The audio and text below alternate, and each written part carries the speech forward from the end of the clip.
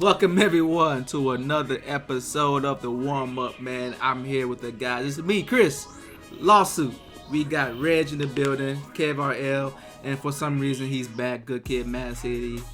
Say what's up to our listeners, our fans, and people who just tuning in to see what we're about, guys. What's up, everybody? Hey, thanks for joining us. What it do? What's up? Cool. So, this is your first time rocking with us. This is a place where we talk about sports, current events, and everything in between through the lens of black culture. Happy Kwanzaa from the land of Wakanda. That's what Reg told me to tell y'all. So, so yeah, man. Like I said, this is a place where we talk about sports, current events, and everything else in between. Listen to us on YouTube. Check us out on IG, Grindhouse NTWK. Check us out on Twitter, Grindhouse NTWK. Check us out on Discord, Grindhouse Network, or Grindhouse NTWK. I don't know. I can't remember. But yeah, check us out on Discord. All of the links are in the description. If you're on the audio side, or if you're on the video side, check us out on the audio side. We're on Spotify, Apple Podcasts, and wherever you get your favorite podcast. We're on that platform as well.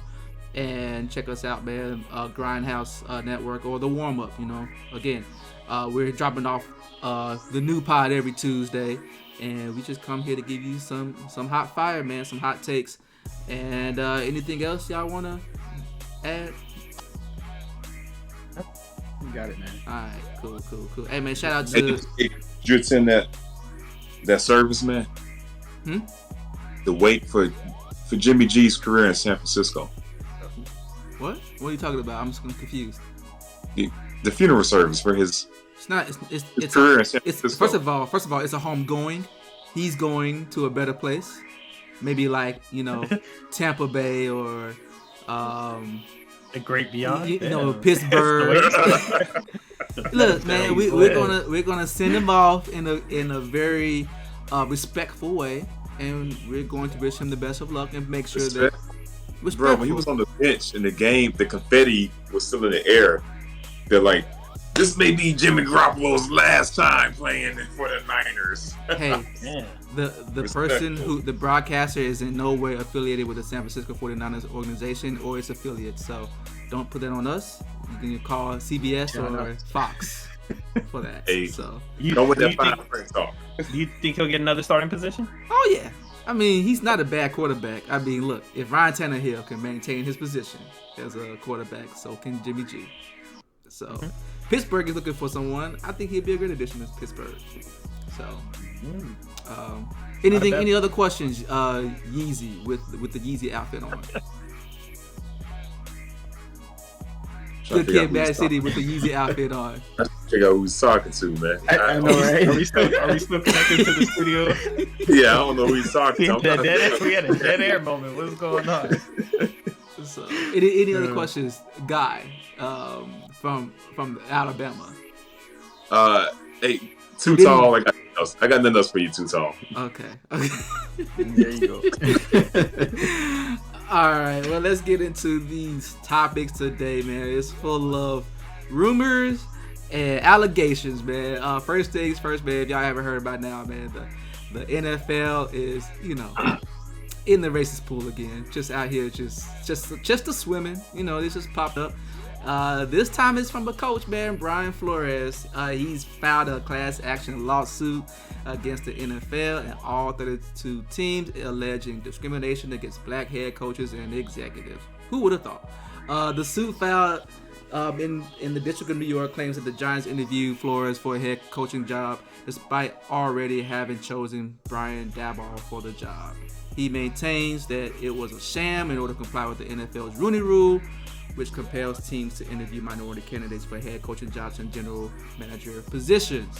So he goes in to talk about how the Giants ownership or GM or representatives came to the interview an hour late. They seem like they have been under the influence or just not in their full wherewithal or full consciousness as if they were sober, and just really did not take the interview seriously. And the last straw of that was when he got the text message from the great Bill Belichick saying he got the job, and assuming that Bill Belichick was talking to, thinking he was talking to Brian Daboll, not Brian Flores, because Flores hasn't, had a second interview yet. So, yeah, this is a lot to unpack. Of course, the Giants are going to deny any of these allegations. The Goodell crew is going to say, "Oh, we're always thinking about diversity, even though there's only one black head coach." And in order to maintain that, he has basically never had a losing season in his whole tenure. So that's the standard to have a black coach in your organization. But anyways, yeah, a lot to unpack. Some people think that, well, let's just be fair, right? So do we think, what do we think of the motivation behind this? Do we think that the motivation of the events that took place in the Giants front office was because they really thought that Brian Daboll was the guy? He was so good that they kind of already made the decision before going into the interview with Brian Flores? Or do you think that they're really just checking the box and just saying, hey, we satisfied the guidelines just to say we did it, but we really didn't have any plans on hiring a person of color or, any person of diversity? We could start with Reg on this one. Yeah, I know I actually came up with this question, but I felt like it was just they were just trying to check the box, just because coming to the meeting, at an unprofessional level, just shows that you're kind of not interested. You're not taking it seriously. Mm-hmm. I think it's unfortunate because it seems like a slap in the face, because why not just, if you're going to be there anyway, hear what the guy has to say. He could wow you. Worst case, he does his pitch and you're not convinced. He goes the direction that you're going with. But to just not give it a fair shot to begin with, it doesn't seem to benefit either party, and we see that coming to a head with this lawsuit. Just my thoughts on it. Okay. Deuce. Good Kid, Mad City, who is not from the Southern California at all, and wants to claim them. What do you have to say? Dude, this is because I'm rooting for the Rams for this playoff season, man. But we'll talk about that later. I'm with Reg, man. You guys, how can we forget the great John Gruden, right? The master wordsmith, Mr. Elegance himself. Oh boy, what's totally boy, the bold haircut dude, man. Mark Davis. So remember the Rooney Rule, right? I think it came out like in 2003. Mandates that each team must interview a minority person for an opening position, right? And when that rule came out, it was like, at the time, I think 2% of black people got these jobs. Rooney Rule came out, there was a spike. 20% of those openings went to us, right? So it had an effect. Started to dwindle down, myriad of reasons, right? Then you get to Mark Davis hiring Gruden. He had to abide by the Rooney Rule, had to interview diversity, different people. This dude, because the Davises just don't give a about what they say. Mm-hmm. He came out and said, "Oh yeah, we already contacted Gruden and told him, bro, you got the job, but we got to interview these other fools to appease the NFL." He came out and he said this in public. It wasn't in emails, hidden anywhere. It's open. What did the NFL do? Nothing, because they looked at it and said, well, he did abide by the letter of the law. So when he did that, other teams are looking at it like, oh, if they can get away with that, then we can also pre-pick our candidates, check the box like Brad said, and move forward, man. And that's what you've seen. And just going into that now, 2 decades since the Rooney Rule was made, you got 1 black head coach, 3 black quarterback coaches, 4 offensive coordinators, 8 special team coordinators, 11 defensive coordinators, and 6 GMs for a league with 32 teams where like 80% of the players are black. If we played a game, we had knowledge of the game, don't you think you could teach the game? Yeah, I'm glad you brought that up. I mean, when Chris mentioned the head coach, Mike Tomlin. The fact that, never had a losing season. I didn't even know that. Yeah, I didn't know that either. But I was also thinking to myself, man, that head coaching position is pretty tough, right? Because there's only one head coach, and there's only 32 teams, so you're going to have 32 people in those spots. So in general, it's a tight situation to get into. But yeah, knowing the history of the NFL is not too far-fetched to say that they're just checking the box. I don't think it's a far-fetched claim. If I was them though, if I was the Giants, I would push back on this. I would try to slice and dice that up in all kind of ways, because I myself have been in interviews where it kind of felt like it was disinterested, and I couldn't really tell if they had a candidate or otherwise. So because of that experience and having it had happened several times across different companies, unless this whole idea of not wanting people of color in jobs is just so rampant across the place, or hiring practices in general are a little shady. And I think it's more of the latter. Hiring practices in general are a bit shady. You know about this highest and all these other things and biases that take over. So it's really tough, man. This is like an uphill battle on both fronts. One on being a minority, and one on just people hire who they want to hire. And they have favoritism, and they have ways of skirting rules and regulations to get what they want to get done. So it's good that he's pushing back on this, but the case for me at this point seemed a little thin.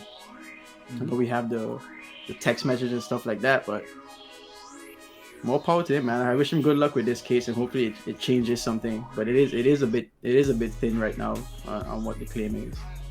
I was trying to find the whole article and them talking about the intoxication and not coming sober. I didn't really read that in detail, but I think that was a scene where Elway countered that, because I think it was the Broncos, and Elway said that the flight was a late flight. That's why he was late. I don't know about the intoxication part, but as far as being tardy, like hours late, it's because of a late flight. okay. I mean, either way. Yeah, these are the kind of things that's funny, right? People have reasons or excuses, if you want to call them, if it turns out to not be valid. And also that does happen. You have interviewers and interviewees who are just like, it's a bad day. Interview's not gonna go good. Yeah. But it can happen on either end.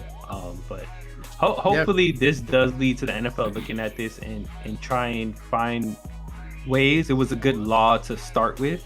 And you got people to, abide to the letter of the law. Kind of like what Deuce was talking about. Let's see if we could find ways to incentivize and get people into the spirit of the law, to really take it seriously and not just so blatantly be like, we're just gonna do what we do and we'll interview, we'll follow your little protocol, but we're not gonna take those people seriously. If they can find a way to, get that inclusion, you got the diversity piece, you got to get that inclusion. If they can find ways to make that happen, that'll be the best thing. Even if Brian Flores doesn't win this suit or come out with a whole bunch of money, if it can make a change, I think he'd be happy with that too. Okay. Oh yeah, for sure. So let me ask this, man. Do y'all think that Brian Flores is going to actually get some level of winning, and maybe it not be the whole gambit, but maybe a slice of it? Or do you think this is going to fall short? Nothing's going to happen. Nothing's going to change. No one's going to find anything, and this is going to be just another. They perceive it as boy who cried wolf. Nothing to see here, and go about your day. You're no longer here with the NFL kind of thing. Blackball. I would hope it wouldn't go to trial. I would hope it would just get settled like on a Cap situation, but with some positive outcomes. I know there was a settlement with Cap, but I didn't see any positive outcomes there. They made some noise with this Jay-Z partnership. I see some things like they have messages on their helmets. It's a little subtle, but it's better than nothing. I notice it, but it doesn't. I don't know. We'll see how that goes. Kev, you got something? When you said the helmet thing, it surprised me. I only noticed it for the playoffs. I didn't notice it beforehand during the season. I was like, oh, whoa, they're doing it too. I was very shocked about that. I know how the NFL is, but yeah, maybe these keep. It's a grind, right? Grindhouse. You got to grind. You got to get through. You got to hit a wall a couple times, fall down, get back up, make these little holes, and then maybe you don't get too far, but the person behind you get a little further. And we keep working the wheels, man, to get this fairness. that you wouldn't think you need to fight for, but some fairness and some equity and just an equal air. Especially if you're taking the time to interview me, like you might as well. Yeah. You might as well put yourself into it. Yeah. You're wasting your own time by not taking it seriously. Exactly. Exactly. I think I noticed the helmets this season. I think they might have even done it last season as well as having female official or women officials. Sorry. But I think all of these things are good. I don't know if they struck a good balance in the fact that it's not, getting this big counter push, or is it just not being noticed? But I think at the end of the day, seeing that messaging, and you can identify it, like this quarterback at least will put this message on his helmet, despite what pushback he might get from certain people. So I saw it as a positive. It wasn't as loud as the NBA during the bubble season, but it's something. I hear you, man. Gosh, why is your name this? Can you just name it something else? Good Kid, Mad City. Hey man, it's words, man. It's called reading comprehension, bro. Sorry, you haven't got the skill yet. But 5 syllables. You gotta know what the NFL stands for, man. No Fun League, No Freedom League. No, hey, never freaking losing league, man. Y'all think the NFL's gonna change, bro? All right, we just had a whole show. What was it, like an investigation into the former Washington Redskins, now the Commanders, right? Improper workplace environment, making the cheerleaders pretty much prance around butt booty naked for like investors and sponsors and all this stuff, right? FedEx pulled out, ooh, Daniel Snyder's still in charge, right? They had this investigation. They dug in. They found stuff. Daniel Snyder is the dude that can say whether it would be, he has a say in whether it would be released or not. So you telling me I could go out here and rob a bank pretty much. The police do an investigation. They got me on tape. They got my voice. I tell y'all, I just robbed that bank yesterday. All this. But then the police have to say, hey, Deuce, can we release that? Nah, that's gonna incriminate me. Nah, bruh, you're not gonna release that. It's the same thing, man. And kind of like how they swept Colin Kaepernick under the rug, we really don't know the outcome. We know he got a settlement. He can't even talk about it. Dude can't even talk about it. Gag order. Done. And look how long it took for them to get Gruden. Look how long it took for them for the Ray Rice joint. They knew about it a whole year ahead of time, man. So the NFL's good at sweeping stuff under the rug. I think they'll make some amendment to the Rooney Rule, but like, how do you make that fair and equitable for all parties involved? I think I don't know how to do that, but I think the players need to get involved. That's the big difference between the NBA and the NFL. NBA, the players it's a players' league. Mm-hmm. They can implement changes. Mm-hmm. Ownership has to listen. The NFL, the players really don't have that power. Yeah, no, I can see that. There's that popular podcast that had this discussion. They were getting into all the ins and outs, and there was some misinformation that was corrected. It was a passionate moment with I Am Athlete or whatever, but there's a lot more players. The players who are at the top, I think it's changing a little bit with quarterbacks and whatnot being quarterbacks of color, or at least some color in there or whatever you want to call it. So I think there's an ability to maybe shift some of that, but it's harder to get that many people on board. Yeah, and also the demographics and the various opinions about what should happen or what shouldn't happen, or what is happening and what is not happening. I think the people at the top, like the top 10, top 20 players or top 10 representatives in the NBA, are mostly unanimous and also vocal. It's saying, oh yeah, like this or that, or like whatever the way that they want to go or flow.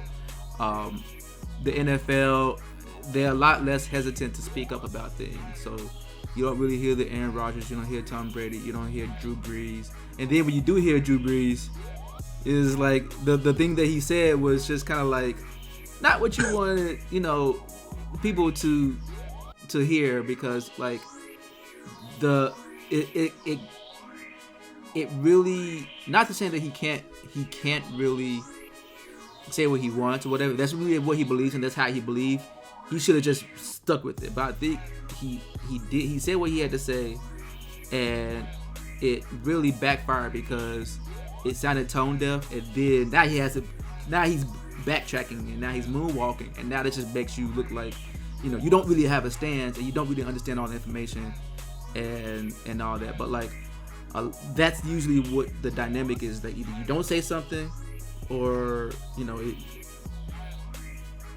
if you do say something, you're going to anger a lot of people regardless. Like NFL is just really has this diverse demographic, and yeah, it's hard to navigate. I'm not going to say it's easy, but that's part of I think the unity that you were referring to with respect to, or the dynamic with respect to the NFL and their players versus the NBA owners and their players. So, I mean, you're right about that. And I mean, even to back it up, man, why was he fired in the first place? I looked into his record, right? So he got with Miami first from the Belichick tree, okay? Mm-hmm. What was he was I think the offensive coordinator up there for. mm-hmm. He was an assistant coach for the Patriots. I don't know which one. Assistant coach. Patriots did good. He was there from 08 to 18, bro. That was a good run for the Pats. All right, so you got to give him some credit for that. He got to Miami in 2019, where he had Mr. Fitzpatrick himself, right? Yeah. 2019, they went 5-11. 2020, 10-6. This is with a rookie quarterback. 21, 9-8. Some injuries. Second-year quarterback, right? Tua, I love Tua. I love him to death. He's having a hard time adjusting to the NFL, so he doesn't have one of those stars, right? But he managed to galvanize that team and do some damage. So when I looked at this, I Googled, why did they let him go? Google came back and it said, what do you guys think about when you hear this? Why was somebody released? Oh, there was organizational strife. Not a good fit. Culture fit. Yeah. Pretty much put anything under that umbrella. Right? Like Yeah, that's a whole bucket. Organizational strife. And I did some, I'm like, that was the official statement. We got a young talent in the roster, blah, blah, blah. Thank you. But in the end, it was organizational strife. Bro, what? Yeah. So not to mention, I don't know if everyone was up on the latest deets. He was also being asked to tank games, lose games. Is that alleged? This is according to him. Yeah, this is alleged. Yeah, it's alleged. Yeah. So this is according to him. He said that he was going to be incentivized $100,000 to a loss, and he refused to do so with the Miami Dolphins. And the point of that was so you can get a higher draft pick and whatnot. So, yeah, that he's kind of exposing a lot of stuff now. Now the cat's out the bag, and he's just like let it. That's why Hugh Jackson came out with that. Okay, that makes sense. Yeah. So it's the Jerry Jones rule. Is that what? There's Jerry Jones got a rule. I thought the Jerry Jones rule was whatever he does, whatever he says, y'all do. Because I think he was paying his coaches to lose games too. Because that's the only way to explain how you have a roster like that and still take L's. Hey. And then also that AFC East division is a tough division. Typically you have the Patriots in there who have had, like you said, a great run over that span of time. Jets have been trash, but the Bills have also had some good teams. Right now they're a pretty good team as well. So yeah, to have a positive record in there, that's a good thing. So right. So especially when your owner is trying to drive losses and you're still winning despite that, and they just missed the playoffs. Like I feel like they've strung together some defense seasons with the talent they put together, like you stated. Yeah. Is this a real strategy applied in the NFL, as in tanking games to get a higher draft pick? I know we've seen this sometimes, and we claim that it's happening in the NBA. Is the NFL also on that same kind of a tactic? The Jags did it. It was the Jags and another team to get. Can't think of the quarterback name now. Trevor Lawrence. And yeah, it was them and another team that were tanking. Yeah. Is it frowned upon? Was it the Lions? I mean, I feel like they tank every season, so I can never tell the difference. But I feel like any major sports league that has drafts that are tied to your ranking has that issue. I think even hockey probably has that issue. Like I wouldn't be surprised. Yeah. So it's going to be a strategy for certain organizations. the reason I asked because I was wondering how does that tie back into his case now, given that it's such a broad applied strategy, not just in the NFL but even in other leagues. Is he trying to use that to bolster his case, and if so, in what way? So go ahead.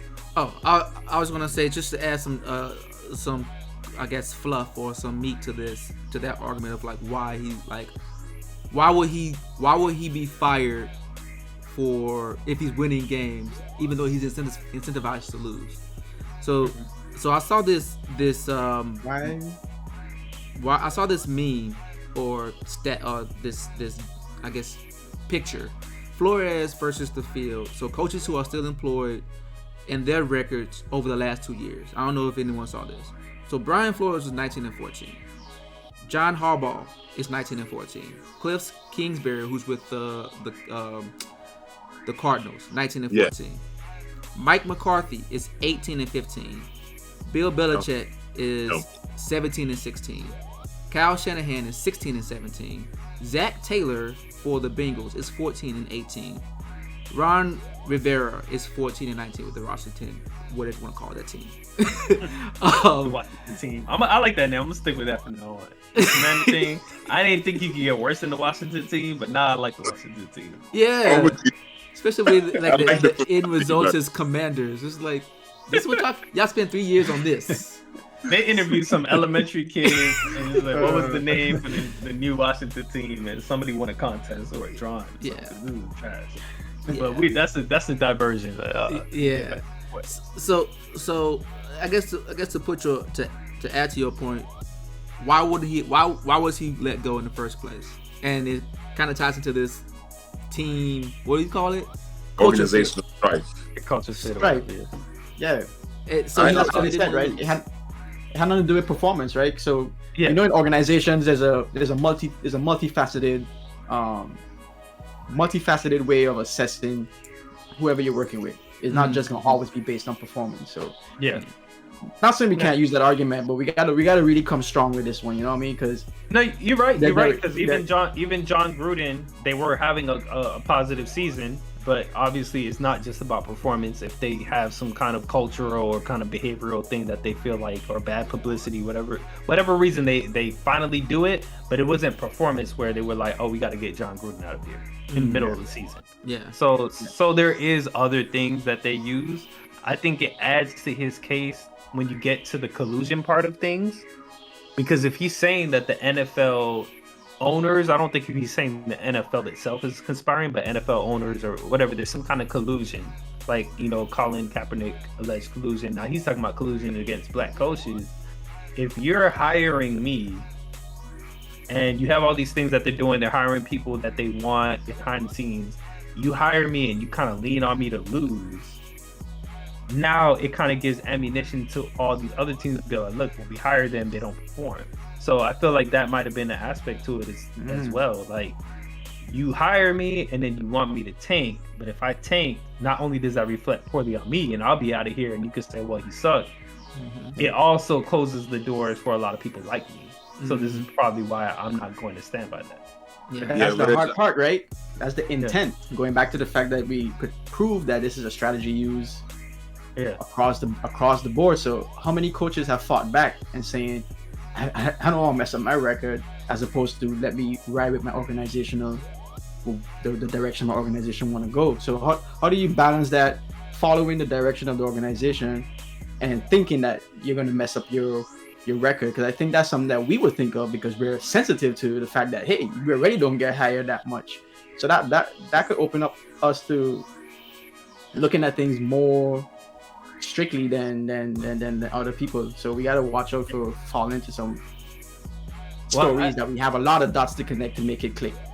Yeah, anecdotal. But I think at the end of the day, in that particular case, that I think that you could help make a case with that, even though it's anecdotal and it happens to other coaches, because the other coaches, they're not going to say, oh, well, we're not going to hire any more white guys because this last white guy didn't work out. Yeah, so you kind of put black people in a very unique position that legally is very hard to proceed. So I think it still helps bolster his case a little bit, just for that reason. Yeah, that's what I was about to say too, man. It's we don't have skin in the game, man. White coaches, they can come out, they can take the L, or they can say, hey, I'm not down for the restructuring of the team, right? Mm-hmm. I don't want to be down for a rebuilding effort. And then they both can part ways. They put in the interim coach, pay that cat to leave, because that white coach knows somebody's going to pick me up. Somebody. Black coaches, I mean, dude, the highest one, 11 defensive coordinators. So you go from a head coach back to defensive coordinator. I know it's a cycle, but even that's hard. Like you said, there's only so many spots. Yeah, 32. Yeah. So, anything else, man, before we move on from the NFL? I got one more question. Why did he go to the interview after getting the text from Belichick with that situation saying that, man, I haven't even interviewed yet? And he went to the interview still, but I guess maybe he was like, have good faith. So he's like, let me see what's going on. But Yeah. what do you think he was thinking at that time? I was probably thinking that he was thinking like, yo, it's like if it's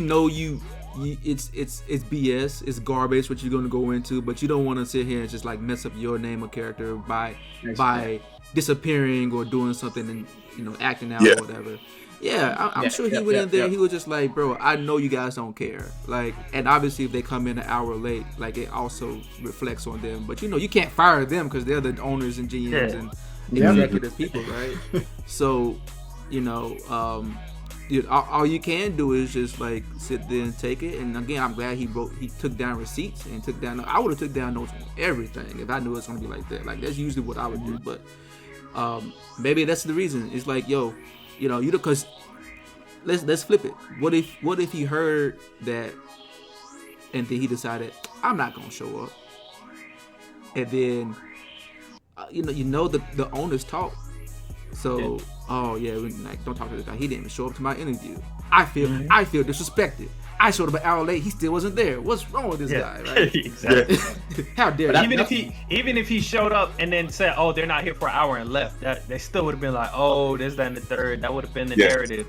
When you were asking that question, I want to hear what the other guys think, because I think it was a good faith practice. Like, even if they're not going to be professional, or even if they already picked their guy, I'm going to go through the motions so I can say, hey, I did my part. And I think that's kind of what the spirit of law is at least going through the motions, showing that you care and you respect the other party. Because on the same token, I asked myself that question. I know people go back and forth on this one. It was the Kaepernick situation.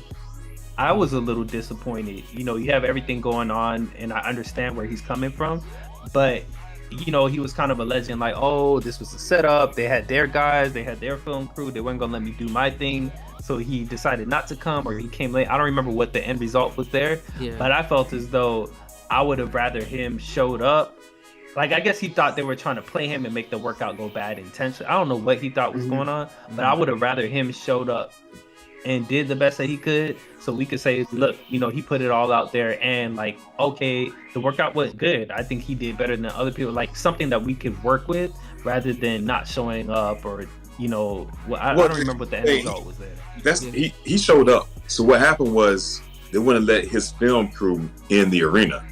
Only the NFL team's crew could be there. So they said, "Oh, okay, if that's," and it made it seem as though it was like a Falcons arena thing. So if that's the case, he already had a secondary site planned out. So they went to that high school. He lost some people, some of them didn't follow, and that way, NFL's crew and his crew could film the workout, so it would be objective. That's what happened. I think it was some contract. They were doing some contract last minute changes, I believe, too.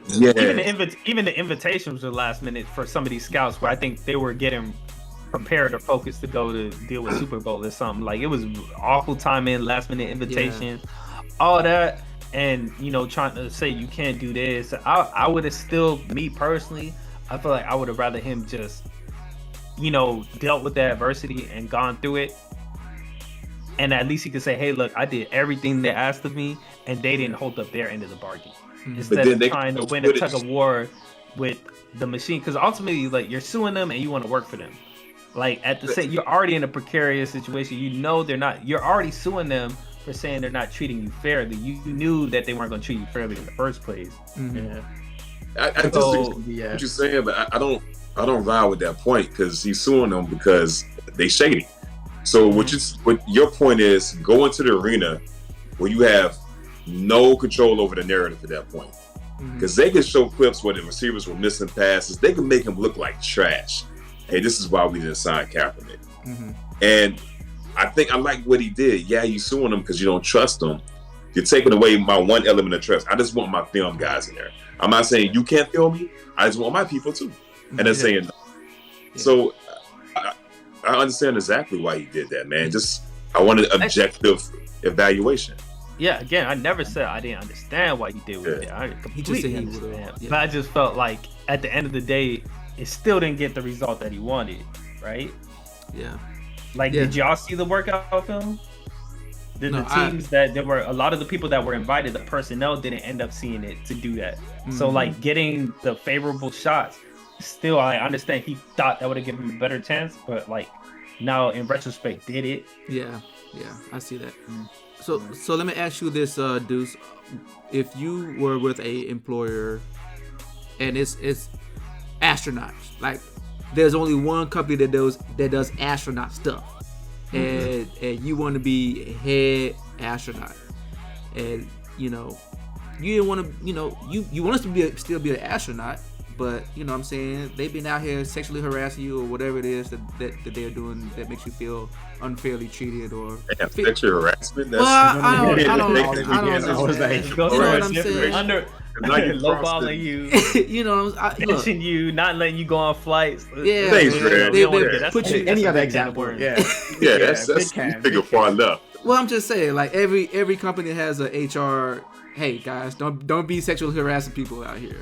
Every company has that, and it still happens, unfortunately. So it still happens. So that wasn't this case though, but it happens a lot. Yeah. So in this situation, if this is you're the guy, right? Would you want to sue the person and still keep your job, or how would you handle the dynamic? I'm just kind of curious. Yeah, that's tough. I let me say this. I see why Cap did it. Cap made money in the league, and he had the Nike deal and other endorsements, right? I don't think Flores has a shoe deal or anything like that, so he's risking so much.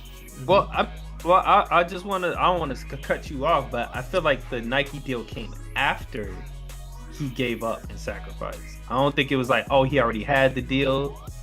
Well, or he knew that he would keep the deal. I don't remember, but I know it's like he put it all on the line. Like he just did this, not knowing that, hey, I'm gonna get compensated. Yeah, Nike definitely. So right. I had a different sound. I was going off of the Atlanta tryout and the dome thing, but you're right. When he was in the league doing the thing, okay, yeah, it's the same scenario.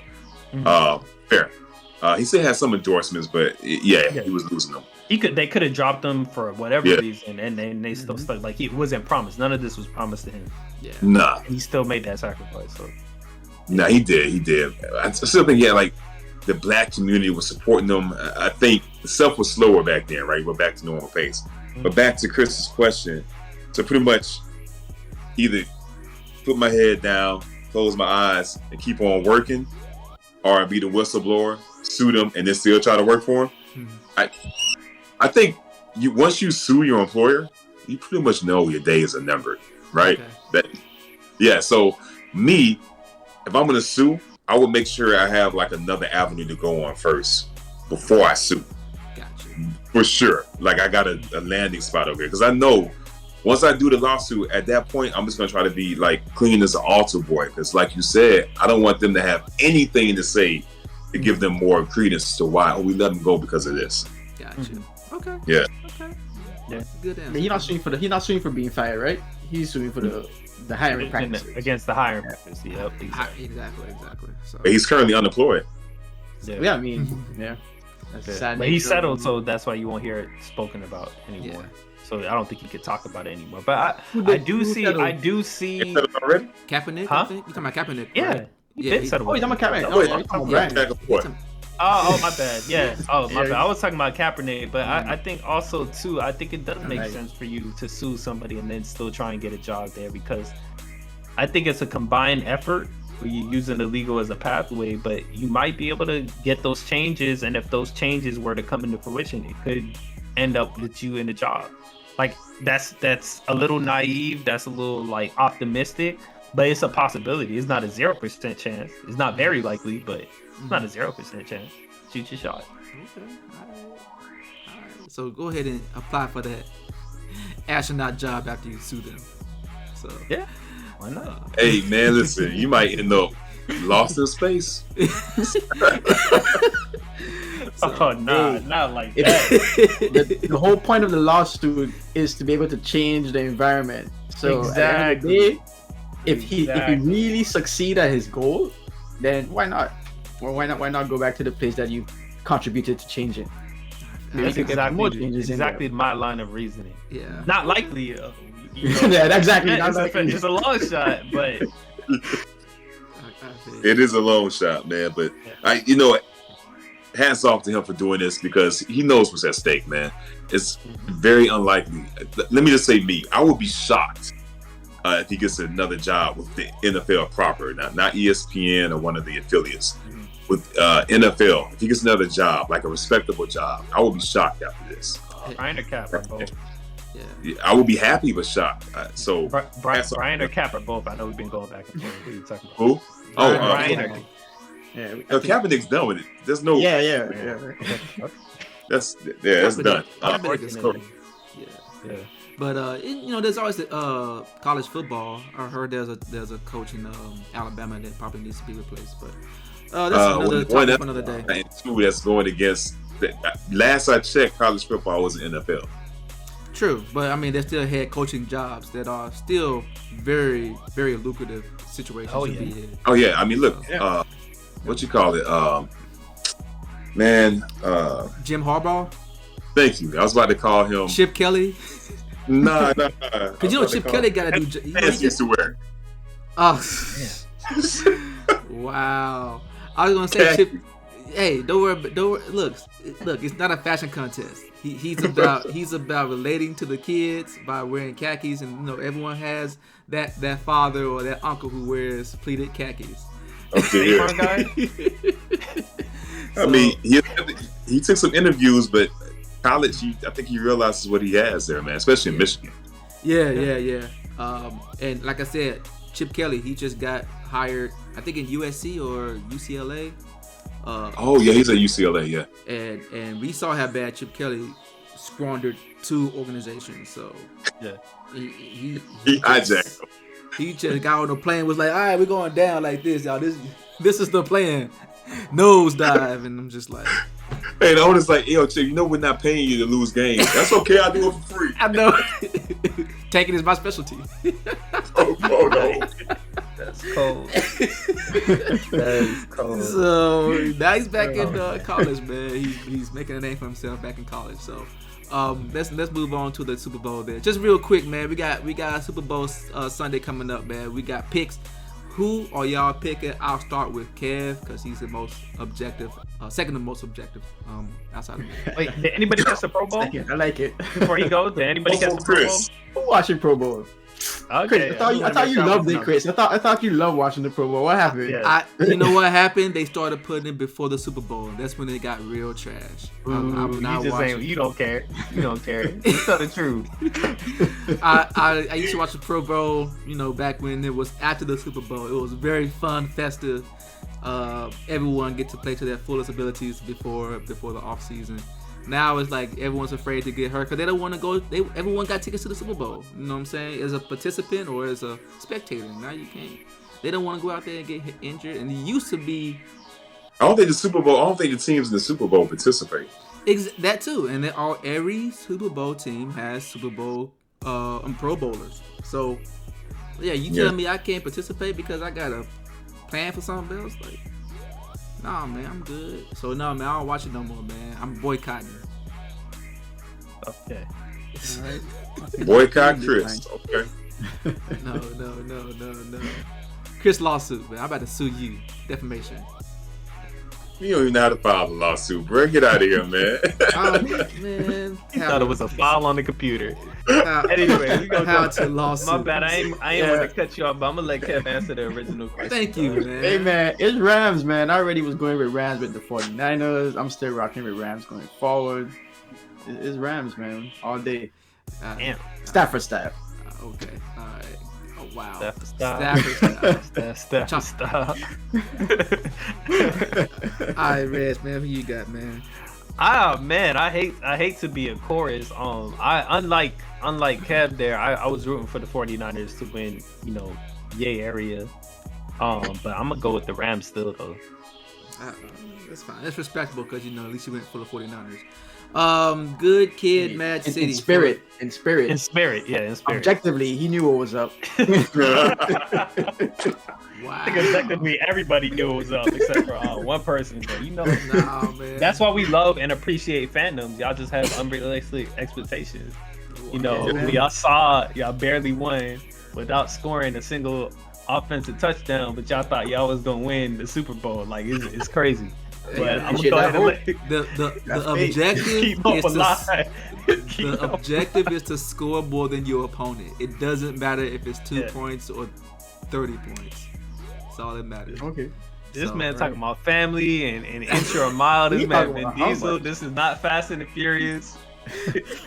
You talking about quantity? You talking about how they got those points? It was the way they went about it. Exactly. Who needs points? We understand the objective of the game. I'm not quite sure the 49ers understood the objective of the game, but we understood the objective of the game. Hey, we're growing. We're having a home going for Jimmy. We're going to go ahead and prepare for Trey Lance, and then we're gonna, increase our ceiling. So Yeah, I need to talk to Shanahan too, because first half he all in it. Second half he like the CDC out here. Coach don't care. That's what happened, man. CDC coach. That's a new one. Oh, all right. He got that in his pocket, man. He pulled that out quick. you know all these jokes wouldn't have went by if you would have just let it ride, but you wanted to keep throwing these little jabs, and now everybody trying to poo on the Niners. Let's go ahead and let's go ahead and Deuce finish giving his prediction. Come on, man, hurry up. Hey, I'm down with the 3-1-0, man. McVay has Super Bowl experience. McVay? The Rams, he has Super Bowl experience. McVay? McVay has Super Bowl experience. Then they have the most talent on the roster, man. And what you said, Stafford style. I like that. He should coin that, man. I think he just gave him another avenue of income. It's the Rams, man. Aaron Donald's hungry. Stafford, he wants to correct his narrative, man. He's been on the losing franchise since forever. A Super Bowl ring changes his entire narrative of his playing career, man. No, it doesn't. So, yeah, it does. Yeah. How can it It not? does. His stats aren't bad. Yeah. So you add Super Bowl winning quarterback, above average stats, he's good to go. Probably shows what you love the most, Chris. Improvement. Mm-hmm. He didn't improve. He's the same Matthew Stafford as was in Detroit Lions. That's Hey, it. but they're winning games. That's an improvement. Progress. Can I say progress? That's an improvement. Progress? No, Yeah. What did he no, improve? you can say improvement. What did he You can improve? say improvement. He improved his wins category. That's what he improved. So he improved a team stat. Because Russ, the story with Russ when we talking about Russell Westbrook is like, okay, he getting them numbers, he getting them stats, okay, but the improvement he needs is wins. Okay, Stafford was getting good stats, and the improvement he needed is wins, and he getting them wins. Come on. wins. Okay. So I don't know You I cannot don't know. celebrate winning off of special teams and then try and poo-poo on some of these stats, man. Stop it. Number That's one. a new rule. That's a new rule. Number one, I'm not out here poo-pooing on Russell Westbrook for not having championships or wins, because I know that is a team accomplishment. It's not a player accomplishment. Criticism is that he's been to multiple teams and he still plateaus. So it moves from the team to the individual because it's a pattern. Bro. If that's your argument for Russell Westbrook, that's not my argument. That is the argument. That is the argument. I'm not supporting that same argument. I don't want to hang that over his head and act like, because this guy whose averages a triple double multiple seasons is flawed because he hasn't won a championship. Championships are a team accomplishment. I would say that. I will always say that. Matthew Stafford is not going to become better or improve because of a team accomplishment. That's something that takes 22 guys. I never said that. I said his narrative changes with the Super Bowl. No. This is just because Kev mentioned that he's improving. He has not improved. He's been the same Matthew Stafford that He has more wins. He throws the ball all over the field. And that's what he is. He's a gunslinger. And you know what a That's quarterback totally- does? That's His totally. job. Throw the ball all over. No, I'm just saying. Hey, Jimmy G doesn't do that. Look at Leonard Fournette running the ball all over the field. That's his job. Jimmy G don't Hey, do I'm that. looking at progress. I'm just I'm really saying. looking at progress. Odell catching the ball always- all over the field. That's his job. What All right, you mean? let me go ahead and get my prediction out of the way. I would go ahead and contend with you, all of you guys, all of you gentlemen and good kid, Mad City, that the Bengals have been hot, and I keep trying to tell you guys, these guys been are saying hot that. for Yeah, And they've at been the hot. right You time. not wrong. They got the hot hand. They have Joku, they have the Tiger King, whatever you want to call him. They got Jamar Chase. He has a complete offense, whereas the Rams have Odell Beckham and Cooper Kupp. They have Cooper Kupp and they have a good defense. Well, guess what? So does Bengals. Bengals have a good defense too. It's gonna be a good game. It's gonna be a close game. That's why I kind of had. I said 5, and y'all laughed because I said 5, which is an odd number. That's totally fine. It is. It's gonna be more than a field goal, but less than a touchdown. That's my point. That's why I said 5. Anyways, my point is this, man. I got Bengals. I know I'm the odd man out, but just like every other time where I've been the underdog, except for the San Every Francisco. time. except for that one. Talking about. I'm gonna start keeping a log. You know what? Thank you, Chris. You gave me an idea. Whoa. except for that one time, For the one time. well, I Okay. mean, 49ers wasn't supposed to lose and they lost, so I mean, it happens. You know what I'm saying? Whatever. It wasn't It supposed wasn't to win supposed to against win the at that Packers. point. What are you Come talking on, man. about? We're not going to Say keep going one back to time. that. What are we to that talking loss. We're about, not gonna man? keep going Look, back to that. we know the historical stats That around fateful Aaron day. Rodgers versus the 49ers. We know the stats between the Rams and Kyle Shanahan. We just know this. So like, it's nothing new. I mean, they broke the mold. That's totally fine. They really broke their matrix essentially. So congratulations We to the said that. Rams. Who said what? We said that was gonna happen. We You told also, you that. I mean, y'all probably said that for Dallas. You probably said that for But that's the same thing on your Packers. side of things. Yeah. Like, so we all that have means the that same breaking thing. the mold is an exception. You finally, if you keep saying the exception is going to happen, it's eventually going to happen. I get it. Hey, You guys are right. you know, 1 out hey. of 4 times. It's great. I know about 1 out of 4. Congratulations, Hey. guys. Yeah, it's a cool fact, man. So guess who went from 64% completion rating to 67%? Stafford. that's the Are we really doing this? 3%? Guess who went from 26 touchdowns 3%? to 41 touchdowns? He's such a great quarterback. Yes. Top 5 quarterback because he Hey, went hey, Yes, hey, 63 hey, more speak it. percent by just dumping, saying, man. dipping, and dunking. Wow. Guess who went from a 61 QBR to a 64 QBR? 3 points. Are you serious? We're really out here saying. Are we quantifying improvement now? There's a certain standard for, because 1 point is I'm wondering that because if I think about it, right, I'm thinking about your It's time to Grizzlies wrap it up. team It's time to wrap in it the up. NBA that you got going on right now. A lot of these things they've been doing. You know, there's a lot of not being injured at the time. There's maybe some improvement here. It's not a large leap of improvement over last season. Would you agree with that assessment, Kristaps? I'm sorry. What was the question? I was looking up some Ben Do you Simmons feel like numbers. the Grizzlies had a large improvement over last season? they've had a large improvement to date, yes, compared to last season. I'm saying at the like same time. I'm talking about like stat wise, or do you just feel like Stat-wise, you know yes. people are healthier at the same time, and you know there's just some experience and just doing the things that they need to do, but it's not like all of a sudden like everybody's just on a whole nother level, right? Sometimes, but they're gonna be a lot more successful in the regular season, which means they're gonna be a lot more successful in the postseason. And we say that about a lot of teams that are great. Toronto Raptors before they got broken up when they had Laurie and what's his name? They was clicking, but they just weren't getting further in the playoffs. Getting further in the playoffs, even though you didn't have individual performance improvements, would have been an improvement. So Stafford getting to the Super Bowl is an improvement. Even if the stats are similar, the improvement is there. I can't believe we're doing this.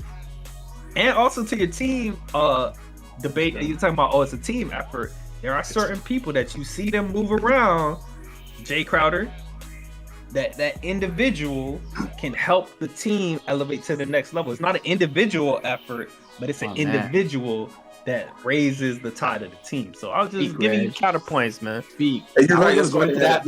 man. I didn't want to Yeah, touch it because I feel like too much. But go ahead, dudes. What you? Plus minus that to measure that, Reg. You're right, man. I thought that too, but like, man, I ain't gonna touch that because Chris, you trying to pick hairs right now, so I ain't gonna feed your fire. He just doing whatever it takes to not say Stafford and Prude. That's really what he tried to do. Look at that vein in his forehead flexing. Lonzo Ball increased his 3-point percentage between 37.5 to 37.8. Improvement. Like this is. You calling him a bust? You're calling him a bust. This is when he was with New Orleans. No, that's not what he said though. Man, he's improving. We do. Look, I put my bid in. Bengals. Anything else I want to add? Because it's time to wrap it up. Bengals by 5. It's about time for y'all to go. Like it's time. You know what I'm saying? I know y'all tired. Push-ups coming up. You know what I'm saying? So anything else y'all want to add? Nap time coming up for you, man. No, man. I'm good. I'm not even tired. I'm weary. I'm weary right now. You know, all this just nonsense. Logic. This is what it is. Sometimes they do get weary sometimes. I'm like, bro, I'm getting a little tired. My eyes get a little heavy, but you know, I ain't tired though. Tired of taking these L's. 49ers taking L's. I'm getting a little tired, but I'm not tired. Bengals might take an L. I get a little weary. I'm not tired. I get a little encumbered.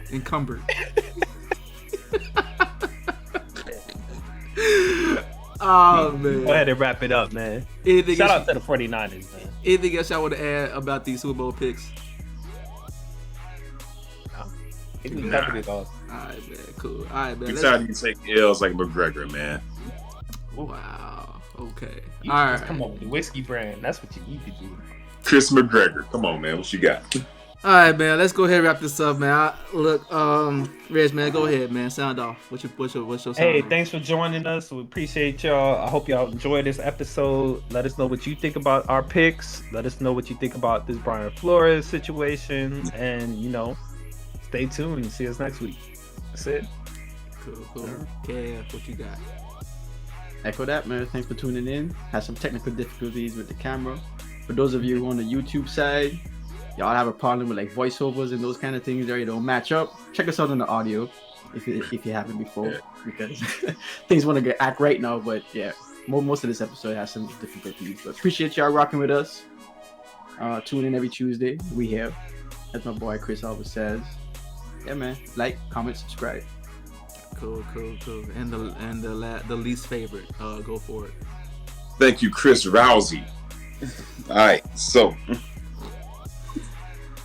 I'm a defamation. Man. Hey, listen. How do you defame a lawsuit? How do you defamation a lawsuit? Right? Hey, you gotta have some fame to get defamed, man. Go ahead. You got to. Look this up. He gonna call you Chris Drowsy since he's asleep. Cease and desist on this guy. Hey, so I got the factoid for you, man. I know the sports channel's been pushing out that this is the first Super Bowl ever that two fourth-seeded teams have made it to the Super Bowl, right? There's not a 1, there's not a 2, there's not a 3. 2 fourth-seeded teams. Now, the fact of the day is, when's the last time that the fourth seed has won the Super Bowl? You guys know? You want to take a guess? The last fourth seed. Tom Brady. Nah. The Seahawks. Hey. Nah. But Brady was on the losing end. He took an L from this team. The Giants? The Giants? The Giants. They did get in on the wild card. I forgot. The Giants. And then the following year, Joe Flacco's only successful year, the Ravens. Yep. And that boy signed a contract that said, deuces. Pretty much. It's going to be Matthew Stafford in a little bit. He stuck around for a little bit, but his game so Yeah, man. Business moves right there. So, cool. Is that all you got? That's it, man. Okay. Oh, I appreciate that. Yeah. That was recent history, but that's cool. You know what I'm saying? It was something. I didn't. Well, it's called facts. I didn't know it was called like historical history. Well, it's called facts. Fun facts. Most facts are rooted in history somewhere. You can't have a few. So why are you changing the goalposts, man? Yo, goalpost moving, Chris. Hey.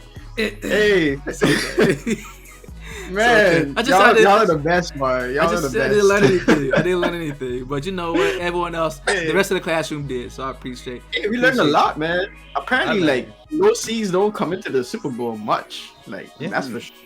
Makes sense. Yeah. So, oh man. Also, man, you should have just said that if Matthew Stafford wins, he'd just be another Flacco. But that's besides the point. Anyways, thanks for everyone joining. Like I said, like, subscribe, tell a friend to tell a friend if you like what you hear or see. Again, we'll be here every Tuesday. And yeah, man, until next Tuesday, two deuces, guys. Deuces.